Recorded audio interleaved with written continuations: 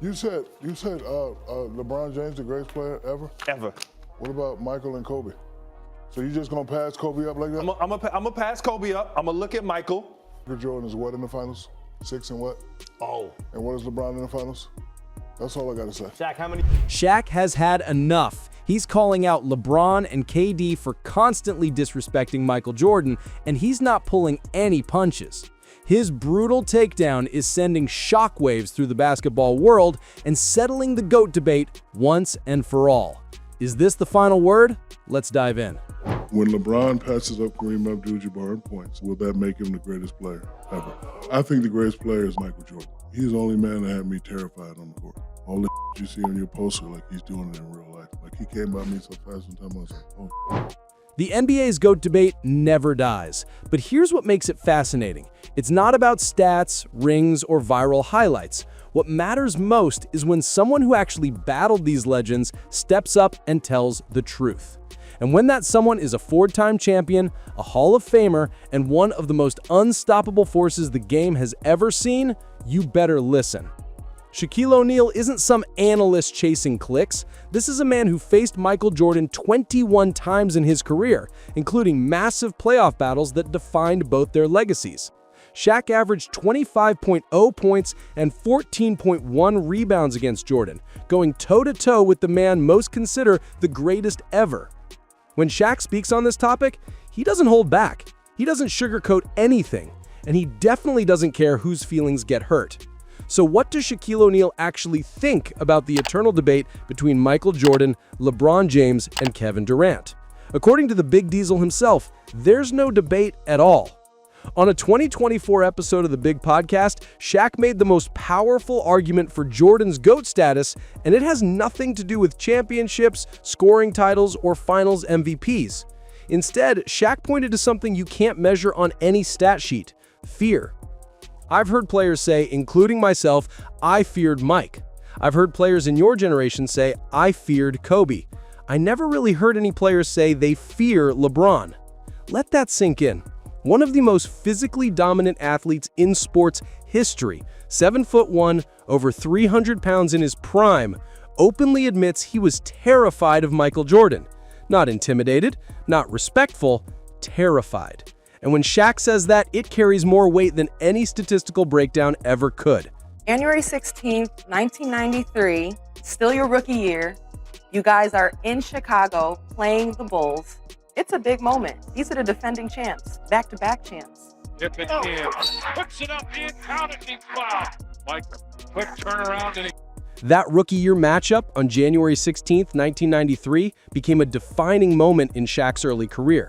Jordan exploded for 64 points and 5 steals that night, but Shaq's 29 points and 24 rebounds helped Orlando pull off a 128-124 overtime upset. It was a preview of what young Shaquille O'Neal could do, but it was also a masterclass in what made Michael Jordan so terrifyingly brilliant. What truly cemented Shaq's belief in Jordan's greatness came decades later in 2020 when The Last Dance premiered. On The Dan Patrick Show, Shaq made his position crystal clear. The documentary proved that Michael Jordan will always be the GOAT, emphasizing Jordan's perfect 6-0 finals record and his unmatched leadership. Here's where Shaq's argument gets impossible to ignore. Jordan's individual accolades blow past the combined totals of LeBron James and Kevin Durant in key categories. Jordan won 10 scoring titles. LeBron and Durant combined? 5. Jordan earned 9 all-defensive first-team selections. LeBron and Durant combined? 5, with Durant at 0. In a 2024 survey of current NBA players, 46% voted Jordan as the GOAT, with LeBron at 42%. Some see that gap closing and think the tide is turning. But here's the reality. The players who watched Jordan in his prime, who felt that fear firsthand, are aging out of the league.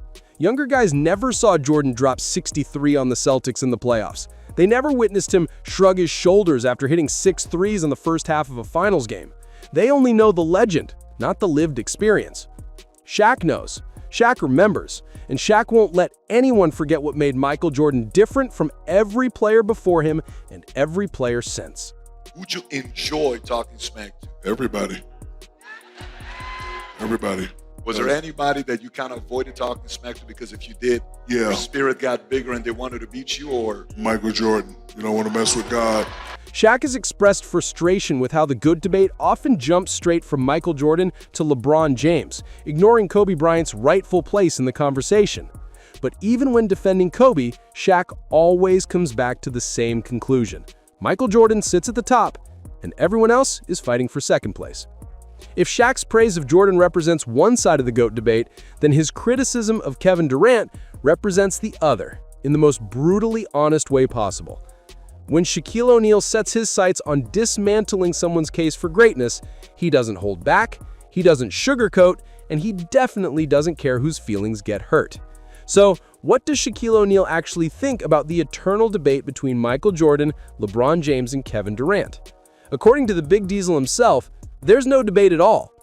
On a 2024 episode of The Big Podcast, Shaq made the most powerful argument for Jordan's GOAT status, and it has nothing to do with championships, scoring titles, or finals MVPs. Instead, Shaq pointed to something you can't measure on any stat sheet: fear. Now, if you put the numbers next to the name, Shaq wasn't wrong in ranking Durant as the 4th all-time scorer. His 2 championships and 2 finals MVPs are mirrored in every category by literally all legacy standards. In 2025 discussions, Shaq doubled down, explicitly stating that only Kobe Bryant, LeBron James, and Michael Jordan belong in the GOAT debate, leaving Durant conspicuously absent despite his individual brilliance. When you hear Shaq explain his reasoning, when you understand that his criteria extends beyond stats into leadership and self-made success, Durant's exclusion makes perfect sense. Assists make other players better now. I'm going to say one thing to you. Max, I don't know the numbers like you do. Michael Jordan is what in the finals? 6 and what? Oh. And what is LeBron in the finals? That's all I got to say. Shaq, how many? That exchange on First Take perfectly captures Shaq's no-nonsense approach to the GOAT debate. While analysts debate advanced metrics until they're exhausted, Shaq cuts through the noise with one simple question. What did you accomplish when it mattered most? Jordan went 6-0 in the finals. LeBron went 4-6. Durant went 2-1, but with a massive asterisk attached to both victories.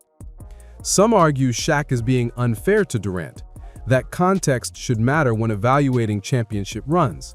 After all, LeBron faced those Durant Warriors teams multiple times, and Durant's decision to join Golden State potentially cost LeBron additional championships. But that's precisely Shaq's point. Durant made that choice. Durant decided winning was more important than building. Durant chose the path of least resistance. And in Shaq's book, that disqualifies him from basketball immortality. Even Durant himself has occasionally dismissed direct comparisons between himself, Jordan, and LeBron, praising both as unique talents who occupy different areas of greatness. Perhaps Durant understands that his championship path will forever be viewed differently. Perhaps he's made peace with the fact that his legacy, while impressive, will always carry the weight of that 2016 decision.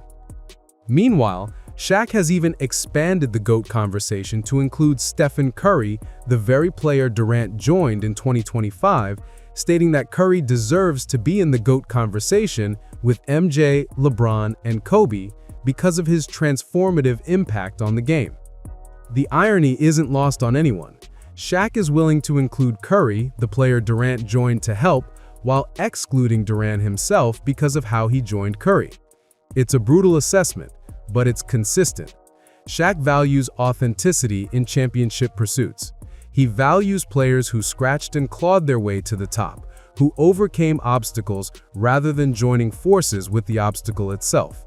By that measure, Kevin Durant doesn't make the cut. Perhaps the most compelling evidence supporting Shaq's position doesn't come from Shaq himself, it comes from the man most often positioned as Jordan's primary challenger. If you truly want to understand why the debate continues to tilt in Jordan's favor, look no further than LeBron James himself. I think I fell in love with the game because of Mike. I did pretty much everything that MJ did when I was a kid. I shot fadeaways before I should have. I wore a leg sleeve on my leg and folded it down so you saw the red part. I wore black and red shoes with white socks. But I did everything Mike did, man. I wanted to be Mike. LeBron laid bare his complete idolization of Michael Jordan during his formative years. He didn't just watch Jordan. He didn't just admire Jordan. He copied everything Jordan did, down to the smallest details. This wasn't a rival preparing to dethrone a champion. This was a disciple worshiping at the altar of his basketball messiah. So where does all of this leave us? With Shaq's fear factor argument resonating louder than any statistical comparison, with Durant's championships forever marked by his decision to join a 73-win team, with LeBron himself acknowledging in his own words that Michael Jordan was the GOAT he wanted to emulate. The debate will continue, as all great sports debates do. New generations will advocate for their heroes. Statistics will be cherry-picked to support various arguments, but when a Hall of Famer like Shaquille O'Neal, someone who lived through the Jordan era, who battled against him on the court, who learned from him as a mentor, declares that Michael Jordan will always be the greatest, it carries a weight that no amount of advanced analytics can counterbalance. What makes Shaq's position even more compelling is his remarkable humility. Here was a man who won 3 consecutive Finals MVP awards, tying him with Michael Jordan for the longest such streak in NBA history, a player who led the league in field goal percentage 10 times, a feat of dominance that speaks to his unparalleled efficiency in the paint. An athlete so physically overwhelming that opposing teams literally invented the hack-a-Shaq strategy specifically to neutralize his impact. And yet Shaq has never seriously campaigned for his own inclusion at the very top of the GOAT pyramid. Some theorize on social media that Shaq's perceived laziness during portions of his career prevented him from reaching the absolute pinnacle. Perhaps there's truth to that. But Shaq's willingness to exclude himself from the Jordan-LeBron tier while simultaneously excluding Kevin Durant speaks volumes about his criteria for greatness. It's not about raw talent. Durant possesses as much pure scoring ability as anyone who has ever played. It's not about physical dominance. Shaq himself was perhaps the most physically dominant force in basketball history. It's about something deeper, something more fundamental to what it means to be the greatest. It's about building something from the ground up. It's about being the unquestioned leader of a championship organization. It's about driving the bus. The generational divide in this debate is undeniable. Younger fans who grew up watching LeBron dominate naturally gravitate toward him as their GOAT. Those who witnessed Durant's silky smooth scoring stroke and unprecedented versatility argue for his inclusion, but those who lived through the Jordan era, who felt the collective intake of breath whenever number 23 rose for a game-winning shot, understand something that statistics can never fully capture. They understand fear. They understand what it meant to face a competitor so ruthlessly determined that he would rather destroy you psychologically than merely defeat you on the scoreboard. They understand why even LeBron himself acknowledged in 2013 that his biggest obstacle was his fear of failure. Contrasting himself with Jordan, MJ wasn't perfect, but I think the greatest thing about MJ was that he was never afraid to fail. That admission from LeBron might be the most telling statement in this entire debate.